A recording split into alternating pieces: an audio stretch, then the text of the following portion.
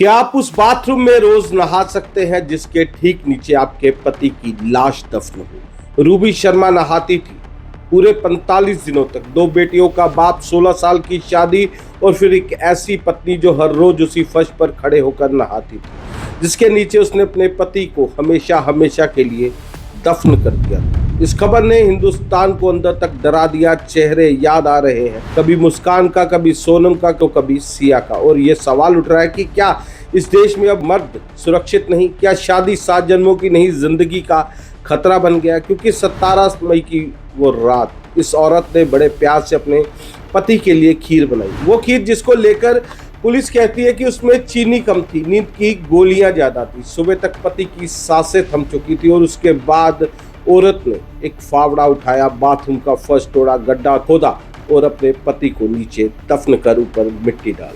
फिर मिस्त्री को बुलाया गया, टाइल्स लगवाएगी। थाने जाकर रोने लगी कि मेरे पति लापता हो गए, प्लीज खोज दीजिए, मेरे बच्चों का क्या होगा। शातिर ऐसी कि अगले 45 दिनों तक पति के साथ वो खुशती रही, जबकि वो जानती थी कि उसके पति गुम नहीं हुए, उसी के घर के, उसके बाथरूम के नीचे उसी के द्वारा दफन कर दिए गए। हिंदुस्तान डर रहा है क्योंकि मुस्कान का वो नीला ड्रम वो भूल नहीं पा रहा। और जिस दिन ये घटना एक्सपोज हुई उसी दिन सोनम को सुप्रीम कोर्ट से जमानत मिलती। सिया की मिडिल फिंगर पर पूरे देश से गुस्सा दिखता है। और अब आगरा की ये कहानी लोगों को डरा रही है कि आखिर रिश्तों को क्या हुआ है। उससे ज्यादा डरा रहा है वो तरीका, क्योंकि जब उससे पूछा गया कि लाश छिपाने का तरीका कहाँ से सीखा तो उसने फट से कहा, अजय देवगन की फिल्म देखकर। उस खौफनाक अंदाज को इसने अपनी जिंदगी में रख दिया उतार कर। सवाल क्यों, किस लिए, इन सारे सवालों को जानने के लिए आपको चलना होगा 17 मई की उस रात को आगरा के उस घर में जब ये शातिर औरत खीर बना रही थी अपने पति को आखिरी बार खिलाने के लिए। नमस्कार दोस्तों, मैं सनी सहगल। आज की कहानी आगरा की है। आगरा जहां एक सिकंदराबाद इलाके में एक आम सा घर जिसमें 5 लोगों का परिवार रहता था। 40 साल की सुरेंद्र शर्मा, अपनी पत्नी रूबी, 2 बेटियों, एक बूढ़ी माँ। शादी के 16 साल हो चुके थे, लेकिन 17 मई की उस रात उस घर में सिर्फ 2 लोग मौजूद थे, सुरेंद्र और रूबी। यही नहीं, साजिश की पहली चाल चली गई। रूबी ने बड़ी चालाकी से अपनी दोनों बेटियों, सास को, जेठ को घर से बाहर भिजवा दिया। घर खाली था, खेल शुरू हुआ। रात को रूबी ने खीर बनाई, सुरेंद्र की पसंदीदा खीर, पर उस पे कटोरी में प्यार नहीं, मौत परोसी गई। रूबी ने उसमें नींद की 18 से 20 गोलियां डाल दी। और सबसे हैरान करने वाली बात थी कि गोलियां कहीं बाहर से नहीं आई, वो घर में रखी थी। ये उसकी सास की दवाई थी जो कभी कभार सुरेंद्र भी खाता था। यानी कि जिस दवा पर पूरे घर का भरोसा था उस रात वही जहर बन गई। सुरेंद्र खीर खाकर धीरे धीरे बेहोशी में डूबते चले गए। और पुलिस की माने तो रूबी ने यही नहीं रुकी, बेहोश होने पर सुरेंद्र का उसने गला तक घोट दिया ताकि कोई कसर बाकी ना रह जाए। सुबह बिस्तर पर सुरेंद्र की लाश थी, सामने खड़ी थी रूबी, ना आंखों में आंसू, ना हाथों में कफ्न, ना दिल में पछतावा। अब उसने अगला काम शुरू कर दिया था। 400 रुपया देकर बाहर से मिट्टी मंगवाई। उसने फावड़ा उठाया, बाथरूम का फर्श तोड़ने लगी। करीब 40 मिनट तक की खुदाई के बाद एक गड्ढा तैयार हुआ और उसके बाद उसने अपने पति की लाश को कमरे में घसीट कर बाथरूम तक ले गई। जिस आदमी के साथ उसने 16 साल बिताए थे, जो भी इससे आकर पूछता कि सुरेंद्र कहाँ है तो कहते बाहर गए हैं, 4-5 दिन में लौट आएंगे। दिन बीतने लगे, सुरेंद्र नहीं लौटे। फिर 26 मई को गुमशुदगी की रिपोर्ट दर्ज हुई। आप सोचिए कैसे रूबी ने जेठ के साथ मिलकर थाने में जाकर रिपोर्ट लगाई। जिस देवरानी पर आगे चलकर सबसे बड़ा शक होना था वो जेठ के कंधे से कंधा मिलाकर पति को ढूंढने की गुहार लगा रही थी। और यहीं से शुरू होता था वो नाटक जो हफ्तों तक चलता रहा। पुलिस सुरेंद्र को ढूंढती रही, सीसीटीवी फुटेज भी वहां के लिए गए। वो साथ साथ घूमती रही, यानी जिस औरत ने अपने हाथों से अपनी पति को मारा था पुलिस के साथ बैठकर फुटेज में उसे तलाशती रही। घर पर जो भी आता वही पूछता कि सुरेंद्र का कुछ पता चला तो बार बार रूबी की आंखों में आंसू आ जाते। उसकी आवाज बरबरा उठती और जवाब होता कि पता नहीं कहाँ चले गए। पड़ोसी पूछते तो वो रोने लगती। मोहल्ले की औरतें उसे दिलासा दे रही थी, परिवार उसके साथ था, आंसू बहा रहा था। आप सोचकर देखिए, बेटियां अपनी माँ से पूछती होगी कि मम्मी पापा कब आएंगे। वो शायद जवाब देती होगी कि जल्द बेटा। जिस माँ को यह पता था कि पापा कभी अब वापस नहीं आने वाले, वो रोज अपनी बच्चियों की आंखों में झूठी उम्मीद भर रही थी। सबसे हैरान करने वाली बात जानते क्या है? ये सब करते हुए रूबी उसी के घर में रहती थी रोज उसी बाथरूम में नहाती थी। उसके फर्श के ठीक नीचे उसका पति दफन था। हर सुबह उसी फर्श पर खड़ी होती, पानी उसी जमीन पर गिरता जिसके नीचे सुरेंद्र की लाश धीरे धीरे गल कर कंकाल बन रही थी। पुलिस खाली हाथ थी, ना कोई सुराग, ना कोई गवाह, ना कोई सबूत। फिर एक ट्रक चोरी केस में उसको एक्सपोज कर दिया। हाँ जी बिल्कुल, रूबी का प्लान इतना परफेक्ट था कि शायद कपड़ी ना पकड़ी जाती, लेकिन उसे पकड़ाया है कि ऐसे केस ने जिसका इस घर से दूर दूर तक कोई रिश्ता भी नहीं था। एक पुरानी ट्रक चोरी केस में जुलाई के पहले हफ्ते में आगरा पुलिस उसी मामले में जांच करने लगी। इसी बीच एक टीम रूबी के घर पहुंची हो। ये ध्यान रखिएगा कि पुलिस ना हत्या की जांच करने आई थी, ना सुरेंद्र के केस के लिए। वो बस एक रूटीन पूछताछ के लिए आई थी। लेकिन दरवाजे तक पुलिस को देखते ही 1.5 महीने से पत्थर बनी हुई रूबी के हाथ पांव फूल गए।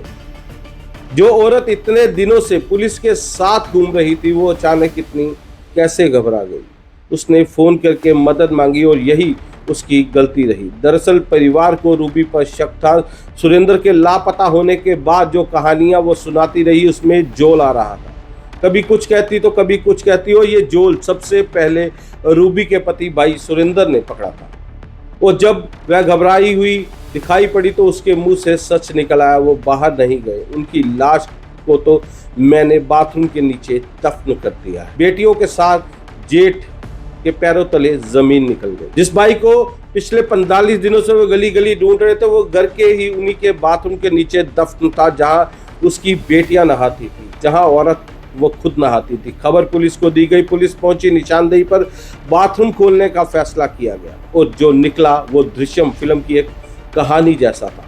आगरा में रूबी ने अपने पति को जिस तरह मारा, वो दृश्यम 3 की कहानी थी। मैजिस्ट्रेट की मौजूदगी में मजदूर बुलाए गए, हथौड़े चलाए गए, चमचमाती टाइल्स एक एक करके फर्श से उखाड़ी गई। फर्श टूटा, खुदाई हुई। थोड़ी देर बाद नीचे जमीन से निकला तो एक इंसानी ढांचा। नमक और मिट्टी अपना काम कर चुके थे। सुरेंद्र शर्मा का शरीर गलकर कंकाल बन चुका था। 45 दिनों तक जिस फर्श पर रूबी नहा रही थी, उसी फर्श के नीचे जब कंकाल मिला तो पूरे मोहल्ले में सन्नाटा छा गया। लोगों की आंखों से देखकर भी ये यकीन नहीं हो रहा था कि जिस घर पे उन्होंने वर्षों से आना जाना था, उसके बाथरूम के नीचे एक लाश पड़ी थी। जिस बाथरूम का रोज इस्तेमाल हो रहा था, उसके नीचे एक केस का सबसे बड़ा सबूत था। कंकाल पोस्टमार्टम और फोरेंसिक जांच के लिए भेजा गया।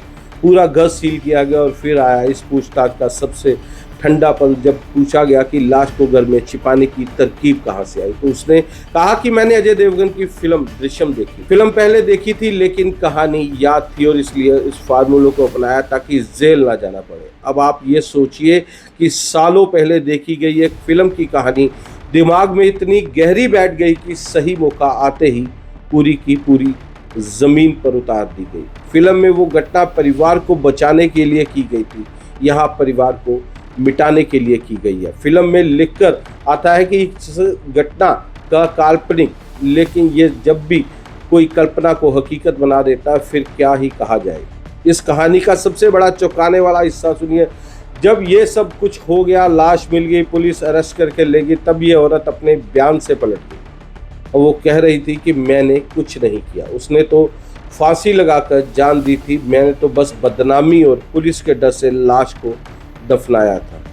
यहाँ बातें दो हैं, आप समझिए। पहला ये कि दावा रूबी का अपना है, पुलिस को उस पर यकीन नहीं है। और दूसरा, हत्या हुई है या आत्महत्या, इसका आखिरी जवाब फोरेंसिक और पोस्टमार्टम रिपोर्ट देगी, जो अब तक आनी बाकी है।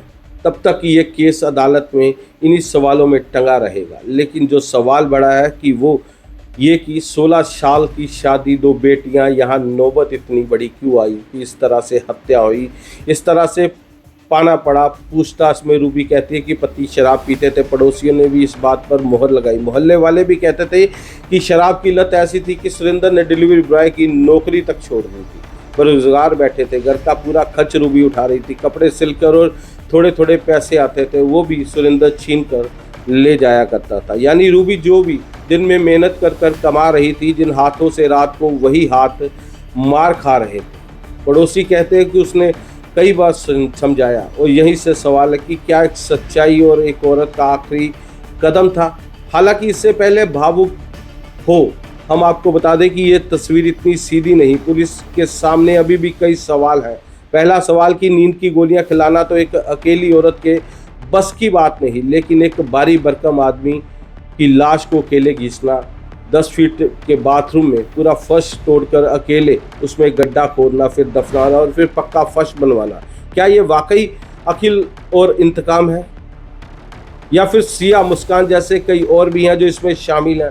कोई और मर्द, कोई आशिक, कोई दूसरा सवाल जिसने स्कूल में इस पूरी घटना की तैयारी की?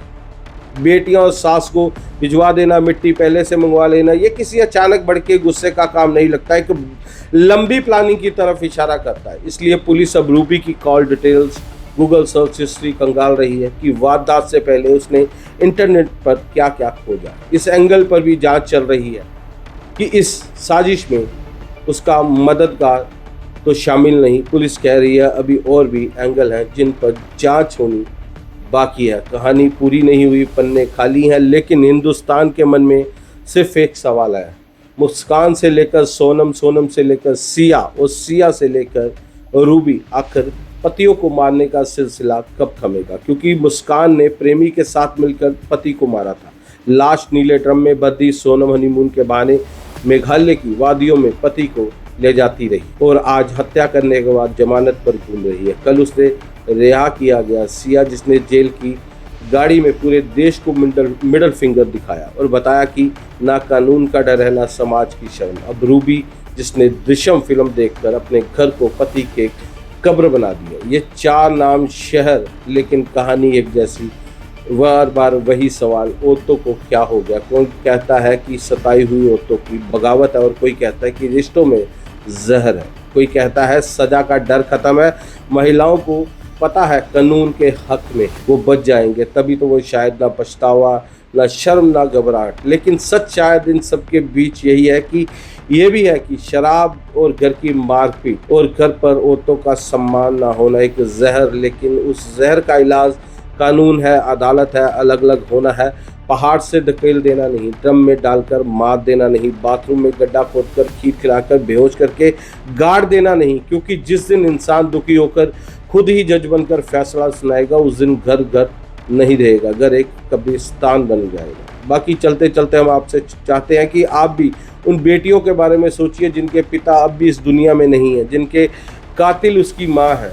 क्योंकि उस रात खीर में सिर्फ नींद की गोलियां नहीं खुली थी, 2 मासूम बच्चियों का पूरा बचपन खुला था। और अब रूबी कह रही है कि उसने नहीं मारा। तो आखिर सवाल आपसे है कि आपको क्या लगता है कि रूबी पीड़ित है या कातिल, या दोनों? फैसला जनता और अदालत दोनों को करना है। अदालत का फैसला वक्त आने पर आएगा। अभी कमेंट सेक्शन में आपके लिए खुला है ताकि आप भी अपना फैसला सुना सकें। धन्यवाद।